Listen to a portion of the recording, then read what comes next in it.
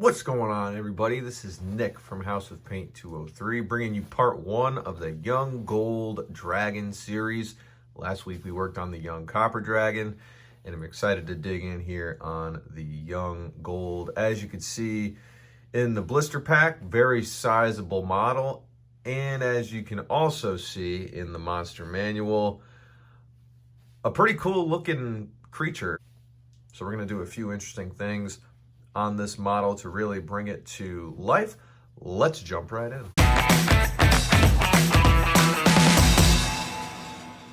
As always, I want to give a special shout out to friend of the show, Dominic Marriott, owner and founder of Credit UK, all the way across the pond in the UK. Dominic is a crafter of dice trays, dice boxes, dice vaults, dice towers, you name it. Dominic makes it, and you need to check out his stuff so that you can up your game at your gaming table as soon as possible. And while you're here on the channel, please be sure to smite like and slam subscribe so that you can stay up to date on all the content that I am putting out there in my quest to paint the manual. And as I said today and this week, we are focusing in on the Young Gold Dragon. All right, so here is the Young Gold in all its glory. Very sizable model. Probably as big, if not bigger, than the Young Copper. I'll actually venture to say that it is a little bit bigger than the Young Copper. So he's going to be getting an all-over base coat. I wish I could take him off of the base that he is standing on so that I could get those belly scales, but I'm gonna have to make do with what we have, because I do want to bring his belly scales out to almost a white, but we will be jumping in here with an all-over base coat on his body, and I'm actually going to be using Gehenna's Gold as a base coat for the Young Gold. Get something in there that's a couple shades darker than what I want, because eventually I want to bring him up to a nice polished gold. A large brush, this particular model, as the model is, like I said, very sizable. Just get right in here with Gehenna's Gold.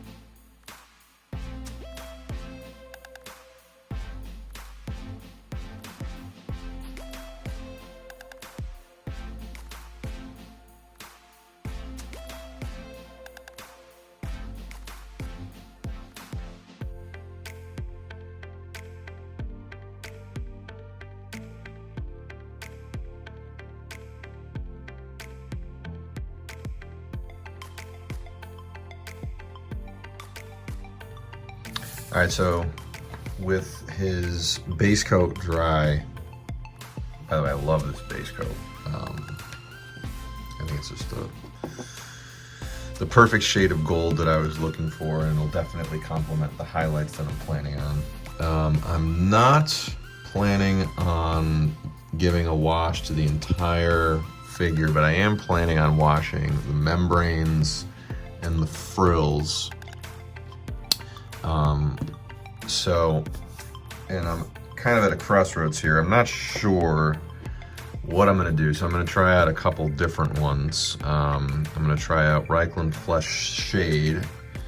I don't want to go full brown, and the Flesh Shade does have, it is brownish, but it does have a hint of, you know, kind of has red undertones. So that's one of them. And the other one that I'm thinking of is Karaberg Crimson, both by Citadel, both Citadel shades. So I'm gonna try the Reikland Flesh Shade first. I'm going to be kind of careful with where I am applying the wash here. I'm gonna start down by the tail.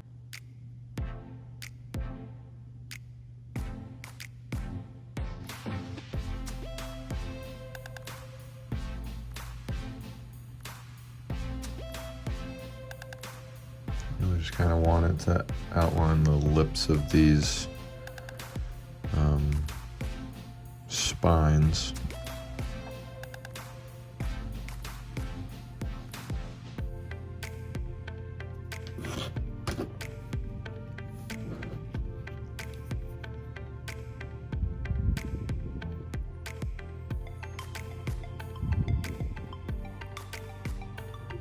I usually don't mind that so much.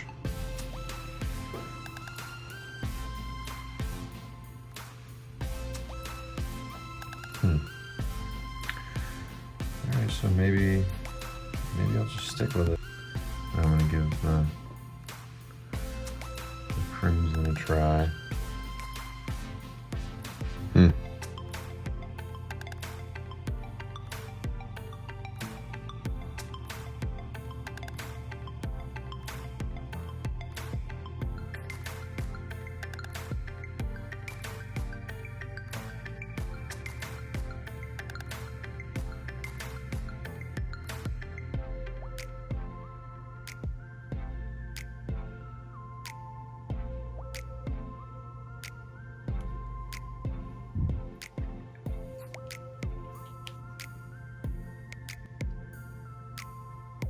I think I'm gonna roll with the crimson. Crimson's looking pretty good. And on the gold, it is not super. I was worried that it would be too red, but it is not. It is actually pretty good.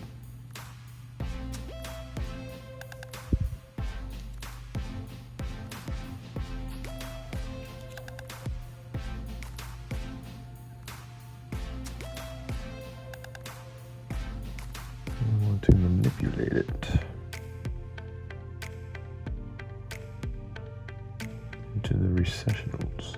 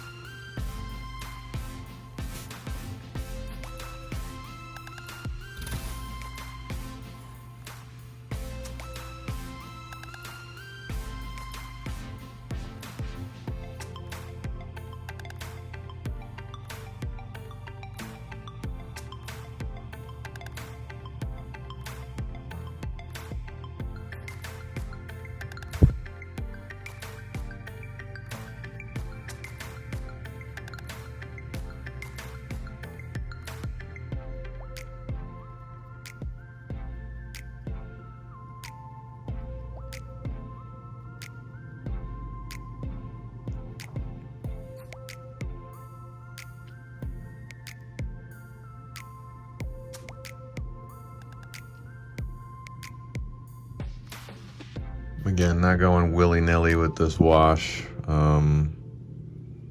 There are some models where it calls for like an all-over wash where you just kind of just trying to accentuate the curve in the spines where the membrane meets the tail.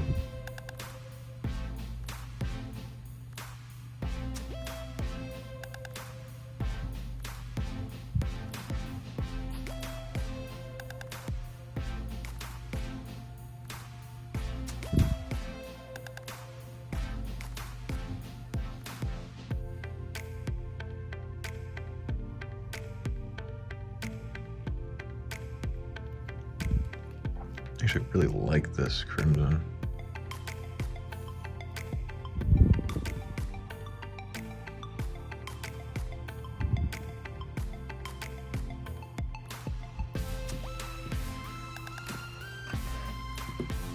Oh, I got a lot.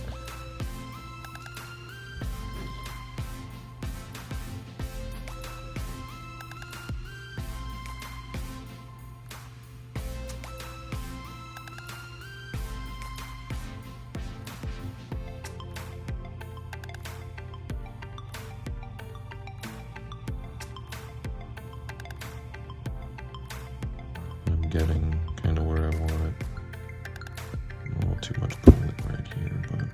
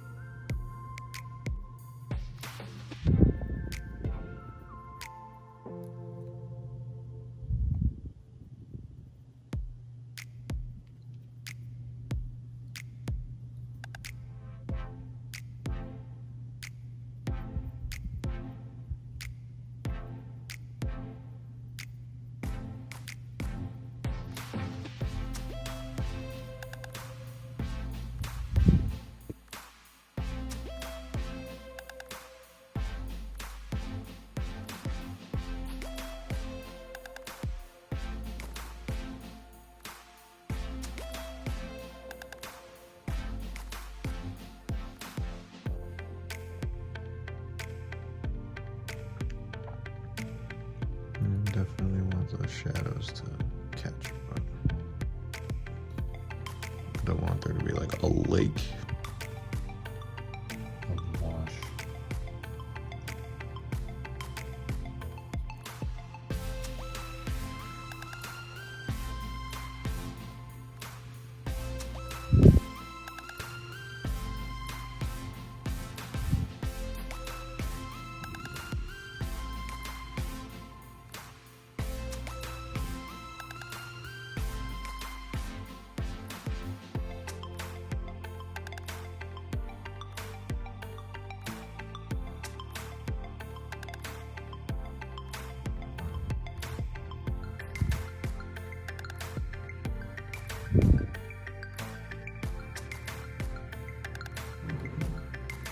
I kind of use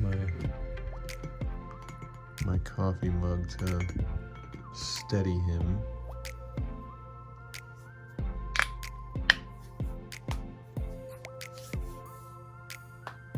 That actually might be how I paint his belly. Discoveries! Alright, it's dry now. I'm gonna go in up top with the crimson again, this time on the outer portion of the membranes. Again, just really almost stippling it on here and trying to, bring out some of that really good texture that's on these membranes.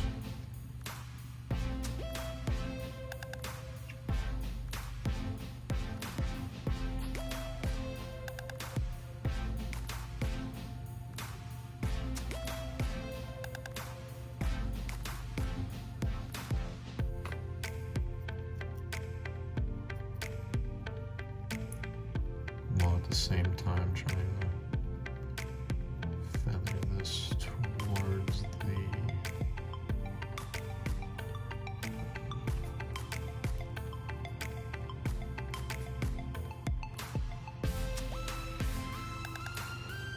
towards the spines.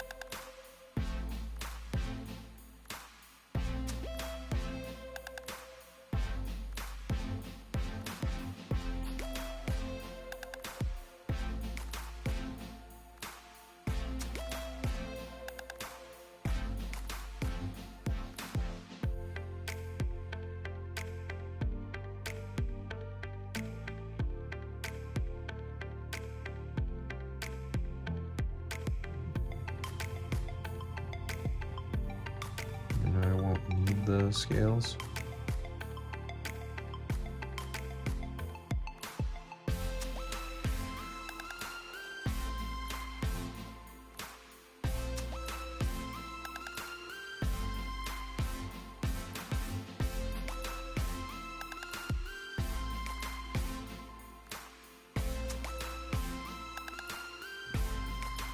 Now I think I'm just going on frills.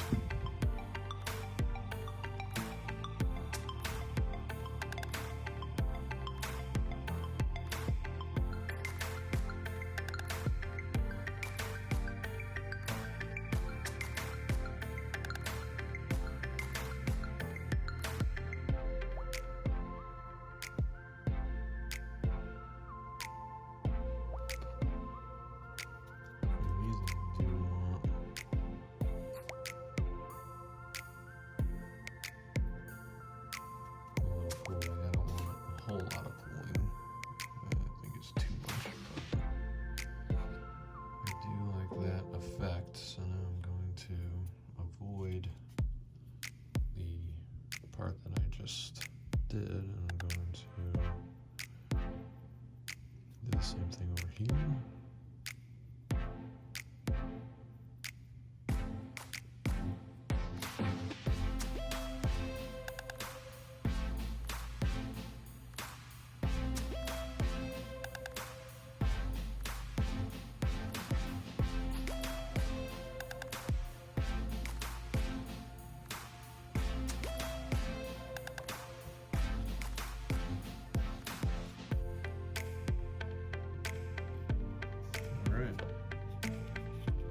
I think I am going to let this be until it dries at least.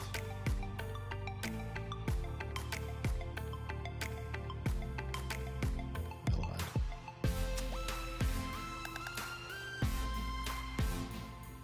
Alright, I'm gonna set this upside down.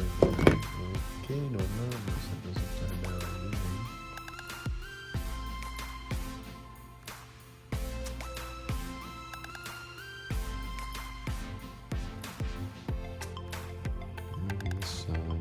This.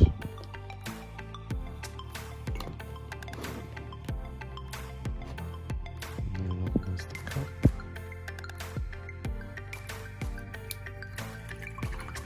I think that's good right there. And then we'll come back when it's dry.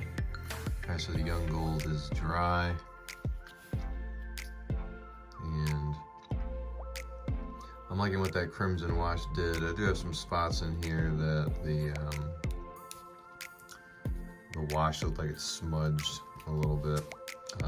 But overall, I do like the effect that the Crimson Wash had. I didn't want it to be too in your face. I really just wanted it to catch that texture in the membranes and provide some shadow along the spines, and I feel like it did that.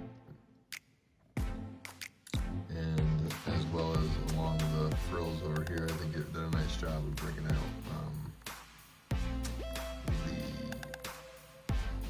the separation in the different frills. So I think I'm ready to call part 1 done. As always, I thank you for joining me. Again, this has been part 1 of the Young Gold Dragon series. Information on how to follow me on all my social media platforms is immediately following the video, as is information on how to follow Dominic Marriott of Crit It UK. Thank you for watching, and I'll see you for the next one.